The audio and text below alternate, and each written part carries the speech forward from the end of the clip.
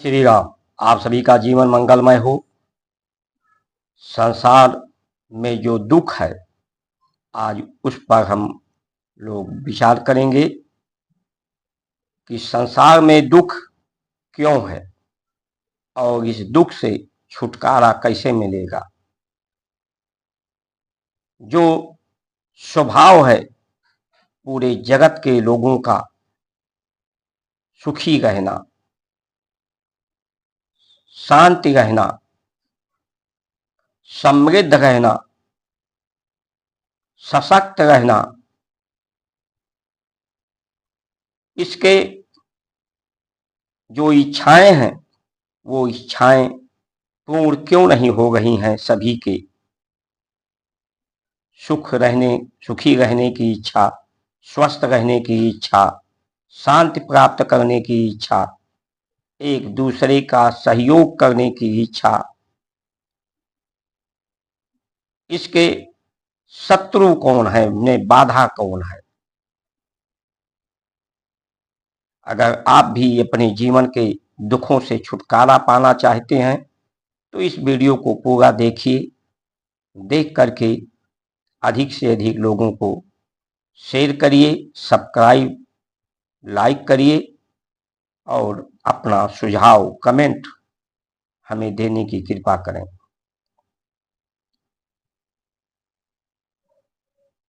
साधु ऐसा चाहिए जिसका सूप स्वभाव सार सार गह रहे, थोथा दे उड़ाए। सच बराबर तप नहीं कि झूठ बराबर पाप, जाके हृदय साच है ताके हृदय आप। वाणी ऐसा बोलिए मन का आपा खोए, औरों को शीतल करे आपहु शीतल होए। ये नैतिकता है जो हमारे पूर्वज लगभग 2 अरब बरस का अनुभव, सबक, सीख हमें दी। नैतिकता का मार्ग कि संसार में जो थोथा है उसको निकाल दीजिए, उस सार को ग्रहण करिए। सच है जो सच ही सनातन है, सच ही परमात्मा का रूप है। वही सुख रूप, आनंद रूप, शांति रूप है। उनकी जैसी अवस्था को जो स्वभाव है, स्वभाव हमारी आत्मा है, स्वभाव के अनुरूप अपनी इच्छाएं पूर्ण करिए। स्वभाव के अनुसार कर्म और कर्म का नैतिकता का लाभ लीजिए। जो परमात्मा का विधान है, विधाता का जो विधान है, उस नीति का, उस नियम का पालन करिए। नैतिकता लाभ लीजिए। जो नैतिक लाभ है, नैतिक लाभ ही लाभ है, सबके लिए लाभ है। और जो अनैतिक लाभ है वो लाभ नहीं, वो एक धोखा है, एक भ्रम है। आज के समय में जो इस देह के अंदर शत्रु हैं, हर शरीर के अंदर शत्रु, ये क्षुधा जो अशांति पैदा करती है, भूख, ये भोग वासना, काम वासना को पैदा करती है। इंद्रियां, चित्त, बुद्धि, मन, यही व्यक्ति की जो देह के अंदर है, शरीर के अंदर है, यही शत्रु हैं। इसीलिए गणेश जी की जो सवारी है वो मूस की है।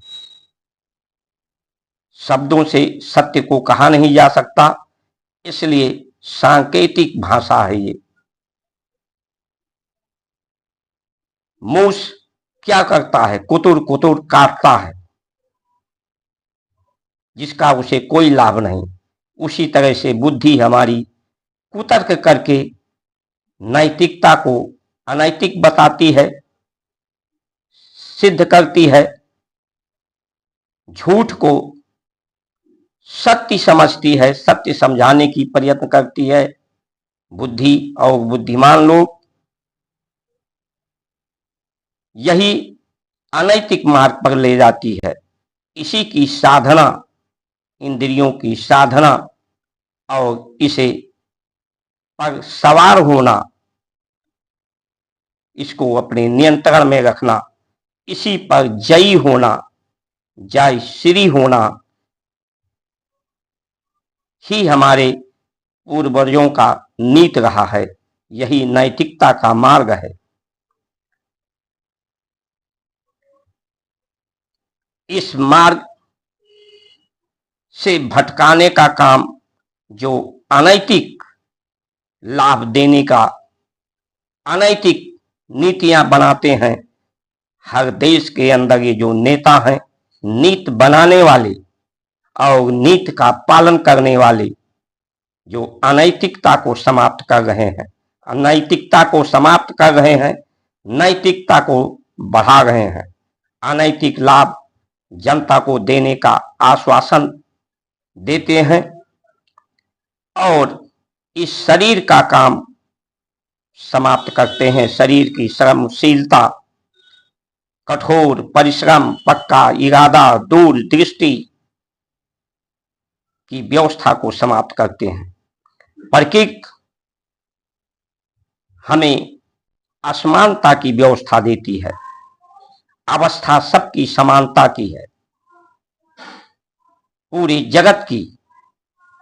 जब से बच्चा पैदा होता है और इस संसार को छोड़कर जाता है, जितनी अवस्थाएं हैं, हिंदू मुसलमान किसी भी जात वर्ग की बात हो, सभी की समान अवस्था है। लेकिन अंतर क्या है? अंतर यही है, एक ही माता पिता, एक ही खून के रिश्ते में अंतर होता है।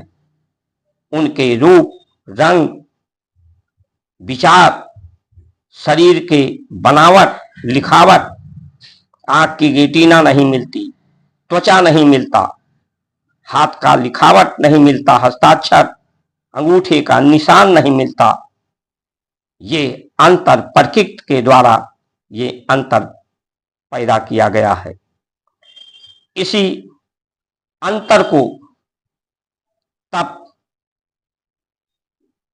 सत्य, तप, दान, दया के माध्यम से इस अंतर को समाप्त करने का नैतिकता सिद्धांत हमारे पूर्वजों ने दिया है। आज हम अपने पूर्वजों की दी हुई सीख को छोड़ करके नया कुछ सीखने का प्रयास करते हैं, नया कुछ जानने का प्रयास करते हैं, जबकि नया कुछ भी नहीं है।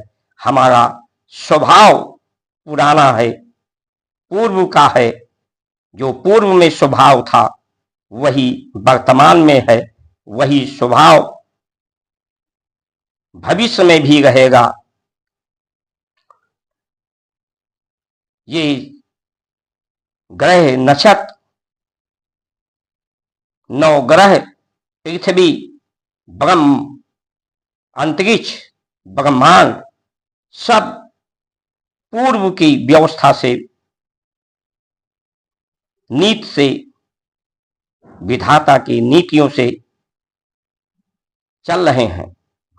इसीलिए आज की जो संतानें होती हैं वो कहती हैं, अपने बुजुर्ग का कहा नहीं मानती, कि तुम्हारी तो बातें सब पुरानी है, तुम्हारा अनुभव पुराना है, अब नया अनुभव आया है जिसके बारे में तुम्हें कुछ जानकारी नहीं है।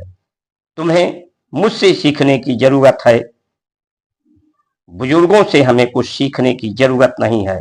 क्योंकि जो आविष्कार के द्वारा, मशीनों के द्वारा हम सुख को प्राप्त करना चाहते हैं साधनों के द्वारा, जिससे प्रकृति विकृत होती जा रही है। लोगों का चित्त का वृत्त बिगड़ रहा है, व्यवस्थाएं बिगड़ रही हैं।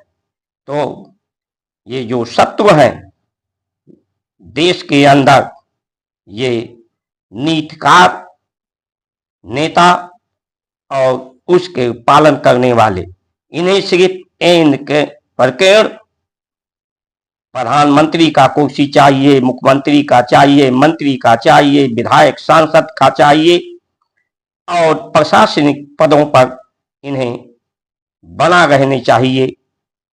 नए अनैतिक लाभ का आश्वासन लालच को दे करके ये युद्ध जो पाकिस्तान का विराम सीज फायर हुआ है, ये कितने दिन रहेगा? बहुत दिन रहने वाला नहीं है, जब तक प्रत्येक देश के अंदर के शत्रु और देह के अंदर की शत्रु समाप्त नहीं होंगे।